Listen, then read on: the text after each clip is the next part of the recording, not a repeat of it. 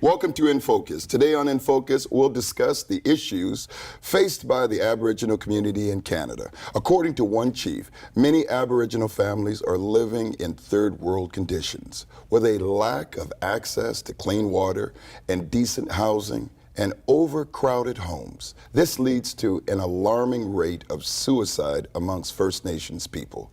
Joining me today to talk about this serious situation is Derek McLeod. He knows firsthand the challenges faced by the Aboriginal community in Canada. Welcome, Derek. Thank you very much, Brian. You know, when we start talking about the Aboriginal community in Canada, you live in Moose Factory, and you're a man who has seen firsthand on the ground some of the conditions that we're talking about that are in the headlines. Talk to us about some of the things that you see specifically in regards to suicide across the nation.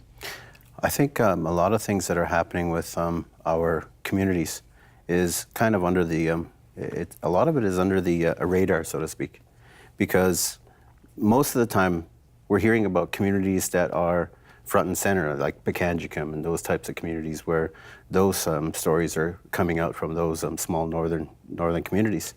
But it's happening all across all our communities. As a deputy chief, and you are a man of influence in your community, you have a heavy responsibility when you start to look at the age of these young people that are killing themselves. You said something earlier about just to bring a bit more of a focus.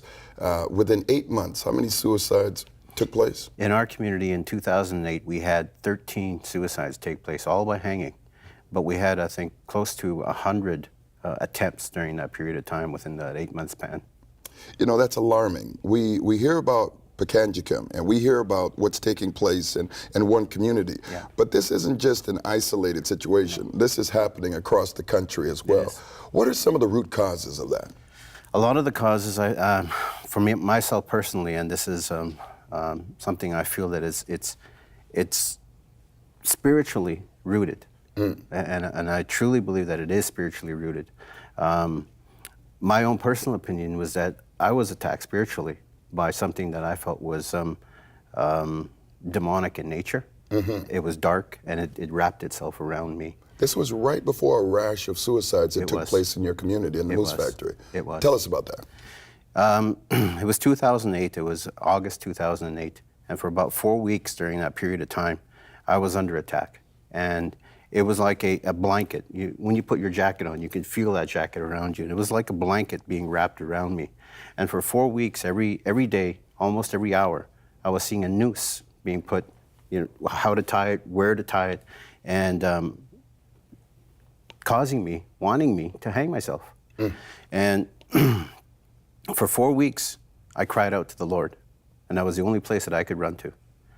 And after 4 weeks, Brian, the Lord spoke to me. And it was Psalm 103. And that evening, that night, 3 o'clock in the morning, I had nowhere to go. I couldn't cry out to anybody. All I had was the Lord. And I cried out to him, and he gave me a phone number to call. And I called that phone number, and it was a prayer line. And I called that prayer line, and the prayer counselor at the other end of that line began to turn pages, and I could hear it turning. And when he flipped and he started praying what he was on the page, it was Psalm 103. Wow. And I knew at that moment that the Lord was with me. A day or two later, that spirit left. But immediately afterwards, 13 young people committed suicide in our community, all by hanging, every one of them. Wow. You know, this isn't something that we can just kind of push under the carpet. When you look at the years of tragedy that have been taking place, I mean, we see in Pangerton and we see in Inuit communities, we also recognize the amount of abuse of substance, from paint sniffing to alcohol abuse and other tragedies that are taking place. What is, do you believe, the solution in this pandemic issue? Because this isn't something that is just isolated. It's something that is pandemic in the Aboriginal community. What is the solution to this? Well, we know the solution. You and I know it. The issue is that the solution that we're trying to present to them was also pushed upon them many, many years ago by the residential schools. Yeah. And the way that it was presented to them was not presented in a way that we would consider Christ-like. And in fact, there was a lot of evil behind it. And because of that, a lot of our people now don't want to come to this. They don't want to come to the solution, and the solution is Jesus Christ.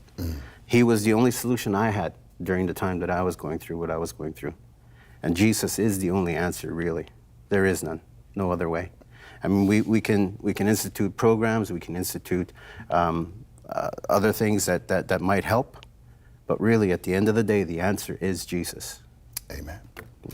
Derek McLeod, thank you. Thank you. You know, when we look at what's taking place in housing, clean water, these are third world conditions in a first world country, and it should not be. We take you to the headlines, but it's for you, after this is over, to make a difference by getting on the phone, talk to your MP, make sure that you're involved in the community. Pray also for what's taking place. 13 suicides within 8 months. That is, if it was anywhere else, it would literally cause an alarm and a shutdown. It's important for us to be the difference that makes the difference, and that's why we're here with In Focus.